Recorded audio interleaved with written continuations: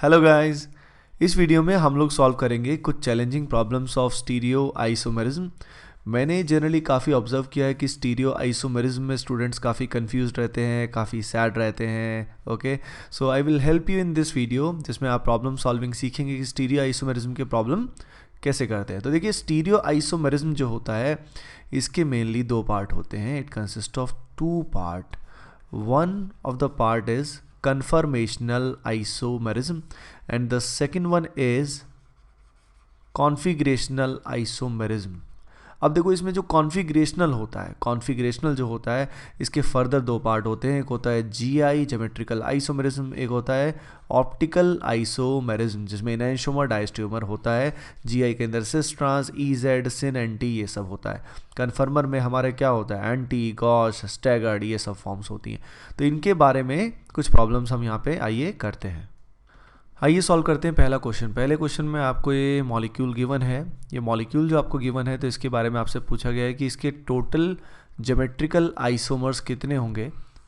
अब इसमें कंडीशन आपको ये गिवन है कि ये जो पर्टिकुलर आपको साइक्लोएल्केन वाला सिस्टम दे रखा है इसकी कॉन्फ़िगरेशन सिस फिक्स्ड है, ये सिस कॉन्फ़िगरेशन में है। इसके बाद आपको बताना है कि यहाँ पे टोटल कितने ज्योमेट्रिकल आइसोमर्स पॉसिबल होंगे। तो पहले इसको पॉज कीजिए और कैलकुलेट कीजिए कि कितने जीआई आपके आ रहे हैं, फिर इसका वीडियो सोल्यूशन देखिए। तो देखिए, सबसे पहले ये सिस में है, यानी ये दोनों जो हैं ये दोनों वेज में आउट ऑफ द प्लेन या दोनों बिलो द प्लेन लाई करेंगे। अब हमें पाई बॉन्ड्स को देखना है। तो देखिए, ये पाई बॉन्ड यहाँ पे जीआई शो कर रहा है जिसका आपको ऑलरेडी पता होना चाहिए, जिसमें अपन ABCD रूल का यूज़ करते हैं कि इस कार्बन पे हाइड्रोजन और मिथाइल अलग ग्रुप्स हैं और इस कार्बन पे ग्रुप्स अलग हैं। तो इट इज़ शोइंग जीआई। जब ये जीआई शो करेगा तो इसके कॉरस्पॉन्डिंग दो फॉर्म यहाँ बन सकती हैं जिसको हम सिस ट्रांस या EZ ले सकते हैं। सिमिलरली ये जो पाई बॉन्ड है ये भी जीआई शो कर रहा है तो इसके कॉरस्पॉन्डिंग भी यहाँ पे कितनी फॉर्म बनेंगी, दो फॉर्म बनेंगी। एंड ओवरऑल टोटल अगर ज्योमेट्रिकल आइसोमर्स बोलें तो कितने आएंगे, 4 आएंगे। अगर वो आप जानना चाहते हो कि वो 4 एग्जैक्टली कौन कौन से हैं तो देखिए, एक बार ऊपर वाला सिस है तो नीचे वाला ट्रांस है, एक बार ऊपर वाला ट्रांस है तो नीचे वाला सिस है, एक बार ऊपर वाला ट्रांस है नीचे वाला भी ट्रांस है, एक बार ऊपर वाला सिस है नीचे वाले का भी कॉन्फ़िगरेशन सिस है। तो इस तरह के 4 पॉसिबल कॉम्बिनेशंस यहाँ हो सकते हैं। आइए देखते हैं इसी का दूसरा वेरिएंट। ये इसका नेक्स्ट क्वेश्चन है। इस नेक्स्ट क्वेश्चन में हमने क्या किया है, यहाँ भी मिथाइल है और यहाँ भी मिथाइल है, यानी ये दोनों सिस्टम सेम है। ओके, तो ये भी जीआई शो कर रहा है, ये भी जीआई शो कर रहा है। और जब दोनों सिस्टम सेम आएंगे, यानी इधर भी मिथाइल आएगा इधर भी मिथाइल आएगा, तो ऐसे केस में पता क्या होगा, ऐसे केस में टोटल आइसोमर 4 की बजाय 3 रह जाएंगे। अब ऐसा कैसे होगा, तो देखिए यहाँ पे 4 पॉसिबिलिटी हैं। दोनों सिस कॉन्फ़िगरेशन में हो सकते हैं ये पाई बॉन्ड्स, दोनों ट्रांस में हो सकते हैं, एक सिस में एक ट्रांस में और एक ट्रांस में एक सिस में हो सकता है। तो अब देखिए, ये जो सिस ट्रांस है और ये जो ट्रांस सिस है, एक्चुअली ये दोनों क्या हो जाएंगे, सेम, बिकॉज सिस्टम्स दोनों सेम है। तो यहाँ ट्रांस यहाँ सिस या यहाँ सिस यहाँ ट्रांस, एक ही बात है। अगले क्वेश्चन में आपको एक कंपाउंड का मॉलिक्यूलर फार्मूला गिवन है। The molecular formula is C2BrClFy और इसके ClFi। तो इसके अंदर आपको बताना है कि टोटल कॉन्फ़िगरेशनल आइसोमर्स कितने हैं, how many configurational isomers are there. अब कॉन्फ़िगरेशनल आइसोमर्स दो होते हैं, एक तो होते हैं ऑप्टिकल और एक होते हैं ज्योमेट्रिकल। तो सबसे पहले हम क्या करेंगे, अब इसको आप कोशिश कीजिए, पॉज कीजिए और इसकी कोशिश कीजिए कि कॉन्फ़िगरेशनल कौन कौन से आएंगे। तो देखिए, सबसे पहले आप इसका निकालेंगे डीबी वैल्यू अगर इसका निकालेंगे तो that will come out to be 1, जिसका फॉर्मूला होता है C+1 minus of H plus X minus n divide by 2। तो उसके बेसिस पे अगर आप निकालते हैं तो that will come out to be 1 का मतलब या तो इसके अंदर एक पाई बॉन्ड है या इसके अंदर एक रिंग पॉसिबल हो सकती है। अब 2 कार्बन में रिंग फॉर्मेशन तो पॉसिबल है नहीं, तो it will have a pi bond. अब पाई बॉन्ड जो बनेगा ऑब्वियसली वो कार्बन कार्बन में ही बन सकता है। तो 2 वैलेंसी यहाँ फ्री हैं और 2 वैलेंसी यहाँ पे फ्री हैं। इस बेसिस पे आपको क्या करना है, इसके आइसोमर्स निकालने हैं। अब देखिए, यहाँ कोई सेंटर कायरल नहीं है तो इस केस में ऑप्टिकल आइसोमेरिज्म पॉसिबल नहीं हो सकता है, तो हमें सिर्फ ज्योमेट्रिकल ढूंढना होगा। ठीक है, अब देखिए, लेट अस से फॉर एग्जांपल मैंने अब एक बार फ्लोरीन लिया, यहाँ क्लोरीन लिया, यहाँ ब्रोमीन लिया और यहाँ पे आयोडीन लिया। तो अब ये पर्टिकुलर फॉर्म जब आई तो सारे ग्रुप डिफरेंट होने की वजह से इसने जीआई शो किया, यानी ये प्लस इसका एक ज्योमेट्रिकल आइसोमर बनेगा जिसमें हम या तो इस F4Cl को इंटरचेंज करेंगे या ब्रोमीन और आयोडीन को इंटरचेंज करेंगे। तो एक तरह से ये पेयर आ गया। अब इस तरह के कितने पेयर पॉसिबल हैं? तो इस तरह के यहाँ पे कितने पेयर पॉसिबल हैं? 3 पेयर पॉसिबल हैं। यानी एक बार हम यहाँ पे FCl लेंगे तो यहाँ Br I आएगा। सिमिलरली एक बार मैं यहाँ पे FBr लूँगा तो यहाँ पे क्या आएगा? CLI। और फिर मैं यहाँ पे क्या लूँगा? FI, तो यहाँ पे आएगा ClNBr। तो इस केसेस के यहाँ पे 3 पॉसिबल पेयर्स हैं और हर पेयर की अगर बात करें तो टोटल यहाँ पे जो आइसोमर्स हुए वो कितने हुए? 6। तो आप काउंट कीजिए एग्जैक्टली, इनको ड्रॉ करके देखिए कि इतने कैसे आए। आइए देखते हैं नेक्स्ट क्वेश्चन। इस वीडियो में इस क्वेश्चन में आपको फार्मूला गिवन है, molecular formula which is C3FClBrI, और आपको बताना है कि ऐसे इस मॉलिक्यूलर फार्मूला के कितने ऑप्टिकली एक्टिव एल्काइन पॉसिबल हैं। तो देखिए, ऐसा फार्मूला आते ही सबसे पहले इसका डबल बॉन्ड इक्विवेलेंट की वैल्यू निकालेंगे। That value will come out to be 2।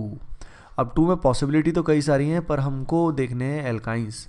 Alkyne अगर हमें देखने हैं तो देखिए यहाँ पे 3 कार्बन होंगे, देयर आर 3 कार्बन्स, और यहाँ पे किसी एक कार्बन के बीच में हम ट्रिपल बॉन्ड ले लेंगे, या तो यहाँ पे या राइट में या लेफ्ट में। अब देखो तो ये जो बीच वाला कार्बन है इसकी वैलेंसी फ्री हो गई, इसकी वैलेंसी सेटिस्फाइड है। ये जो कार्बन है इसकी 1 वैलेंसी फ्री है और ये जो कार्बन है इसकी 3 वैलेंसी फ्री है। तो हमारे पास एटम्स भी कितने हैं? 4 एटम्स हैं। FClBrI 4 एटम्स हमारे पास हैं। तो देखिए सबसे पहले हम यहाँ पे क्या करने वाले हैं, यहाँ पे लेटर से एक बार हमने फ्लोरीन को प्लेस किया तो यहाँ पे ऑटोमेटिकली क्या आएगा? ClBr और I आएगा। अब ध्यान दीजिए इस केस में ये सेंटर जो है ये क्या बन गया? कायरल। और जब एक सेंटर कायरल होता है, ये शॉर्ट ट्रिक आप ध्यान रखिए, जब एग्जैक्टली एक सेंटर कायरल होता है 1 cc is present then the compound must be optically active. अब इसके कोरस्पॉन्डिंग कितने इसके आइसोमर आएंगे? तो ये जो है इसके 2 आइसोमर पॉसिबल हैं क्योंकि कायरल सेंटर की 2 कॉन्फ़िगरेशन R और S पॉसिबल होगी और दोनों ऑप्टिकली एक्टिव होंगे। अब 2 आइसोमर तो इसी से आ गए। ऐसी ऐसी कितनी फॉर्म पॉसिबल होंगी? ऐसी ऐसी 4 फॉर्म पॉसिबल होंगी। एक बार हम F की बजाय Cl लगाएंगे तभी भी ये सेंटर कायरल आएगा। एक बार Cl की बजाय Br लगाएंगे तभी भी ये सेंटर कायरल आएगा, और एक बार I लगाएंगे तभी भी ये सेंटर क्या आएगा? कायरल आएगा। तो इस तरीके से हम इवेंचुअली यहाँ पे टोटल हमें मिलेंगे कितने? 8 ऑप्टिकली एक्टिव एल्काइंस। ये जो 5th क्वेश्चन है इसमें आपको बताना है will this compound show optical isomerism. क्या ये कंपाउंड ऑप्टिकल आइसोमेरिज्म शो करेगा? तो देखिए शो करेगा इसका मतलब क्या पूछना चाह रहा है आपसे? वैसे तो आप इसको पॉज कीजिए और अपने आप सोचिए, ठीक है?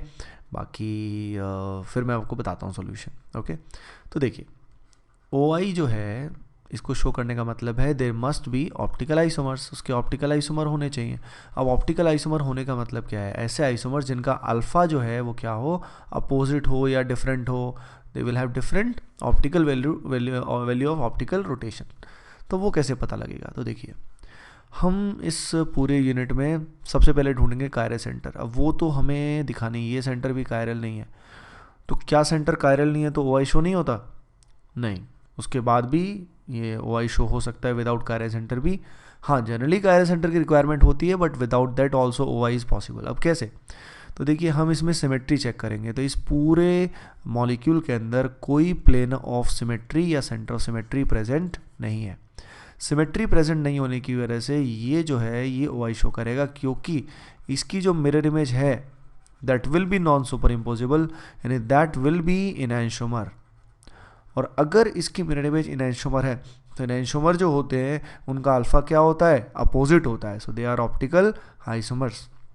यानी कई कंपाउंड्स OI शो करते हैं इवन विदाउट कायरल सेंटर जब उनमें सिमेट्री नहीं होती। तो आप इस तरह के कंपाउंड में खासकर एलीन आ जाए, जैसे ये कंपाउंड है स्पायरो कंपाउंड, द एलीन, स्पायरो, बाइफिनाइल्स, इन सब में हमको सिमेट्री चेक करनी होती है और अगर सिमेट्री नहीं है तो they will show optical isomerism. ये अगला क्वेश्चन है। इस क्वेश्चन में आपसे अगेन पूछा गया है कि क्या ये ऑप्टिकल आइसोमेरिज्म शो करेगा। तो देखिए सबसे पहले हम चेक करेंगे कायरल सेंटर। अब इसमें कायरल सेंटर प्रेजेंट है, तो शॉर्ट ट्रिक ये है कि अगर कंपाउंड में कायरल सेंटर प्रेजेंट है तो ये गारंटेड OI शो करेगा। अब क्या होता है, कई स्टूडेंट गलती ये करते हैं, वो चेक कर लेते हैं इसमें सिमेट्री कि सर इसमें तो प्लेन ऑफ सिमेट्री आ रहा है तो ये तो OI शो नहीं करना चाहिए। ऐसा नहीं है, प्लेन ऑफ सिमेट्री आ रहा है, इससे ये प्रूव हो रहा है कि ये जो पर्टिकुलर कंपाउंड है ये ऑप्टिकली इनएक्टिव है। ठीक है, दिस इज ऑप्टिकली इनएक्टिव, पर optically inactive compound can also show OI।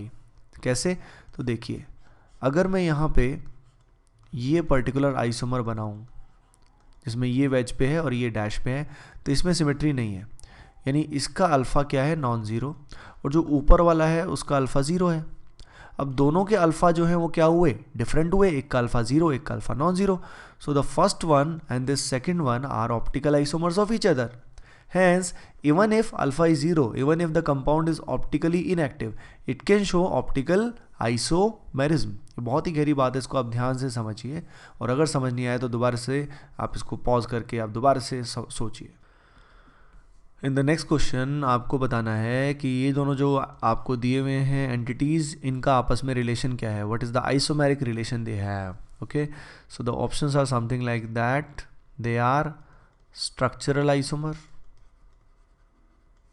second they are enantiomer, C option they are diastereomer, D option they are identical। तो पॉज कीजिए और ट्राई कीजिए। देखिए आई होप आपको समझ में आया होगा। इसका जो आंसर है it is a structural isomer. आप ध्यान दें यहाँ पे जो फ्लोरीन है इससे जुड़े हुए कार्बन पे OH है, और यहाँ जो फ्लोरीन है उससे जुड़े हुए कार्बन पे SH ग्रुप है, तो यहाँ पे कनेक्टिविटी अलग होने की वजह से दे आर स्ट्रक्चरल आइसोमर। तो कई बार स्टूडेंट ये सोच लेते हैं कि यहाँ पे अगर फिशर प्रोजेक्शन गिवन है तो ये स्टीरियो आइसोमर्स ही होंगे। नहीं, ऐसी कोई गारंटी नहीं होती। In the next question you have been given C5H8 और C5H8 के आपको टोटल आइसोमर्स बताने हैं, स्ट्रक्चरल प्लस स्टीरियो दोनों को मिला के बताना है कि कितने आएंगे। ओके, तो पॉज कीजिए और ट्राई कीजिए।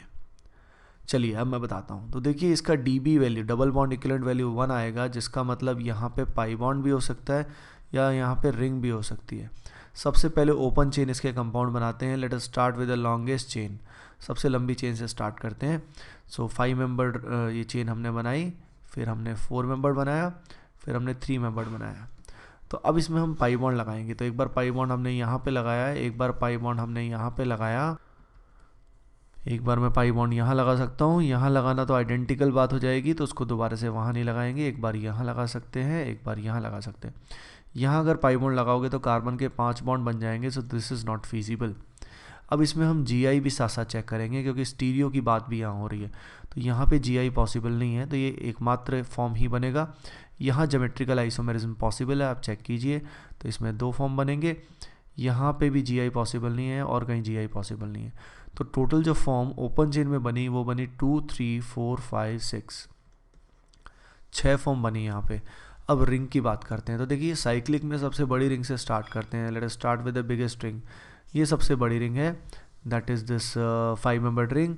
इसके बाद हम आए 4 मेंबर रिंग पे। 4 मेंबर रिंग पे आए तो एक कार्बन हमारे पास बचा, जिसको हमने किसी भी एक एटम पे प्लेस कर दिया। अब 3 मेंबर रिंग बची, तो इसमें कितने कार्बन बचे, इसमें बचे 2 कार्बन। तो 2 कार्बन को या तो मैं इथाइल के रूप में लगा सकता हूँ या 2 मिथाइल के रूप में यूज़ कर सकता हूँ। 2 मिथाइल का 1,1 भी हो सकता है या 1,2 भी हो सकता है। अब इसमें अगर मैं स्टीरियो को ढूंढूं तो पहले स्ट्रक्चर बनाओ और फिर स्टीरियो को ढूंढो। तो यहाँ पे 2 सेंटर कायरल हैं और 2 कायरल सेंटर में जब सिमेट्री भी होती है तो ऐसे केस में नंबर ऑफ आइसोमर 4 की बजाय 3 होते हैं। तो यहाँ पे टोटल स्ट्रक्चरल स्टीरियो मिला के जो आंसर आएंगे वो आएंगे 3, 4, 5, 6, 7। तो टोटल कितने हुए, 7। तो हैंस 6 + 7 कितना हुआ, 13। तो C5H10 जो मॉलिक्यूलर फार्मूला है इसके रिस्पेक्ट में टोटल 13 आइसोमर्स पॉसिबल होते हैं। तो गाइज़ आपने इस वीडियो में जाना कि स्टीरियो आइसोमेरिज्म को हम कैसे हैंडल करते हैं, कैसे टोटल GI निकालते हैं, कैसे हम OI चेक करते हैं। बाकी इसमें क्वेश्चंस तो बहुत ही सारे बनते हैं, तो ऐसे तो कोई लिमिट है नहीं, पर आई होप आपको इस वीडियो से काफ़ी हेल्प मिली होगी। So please do like, share and comment. Thank you.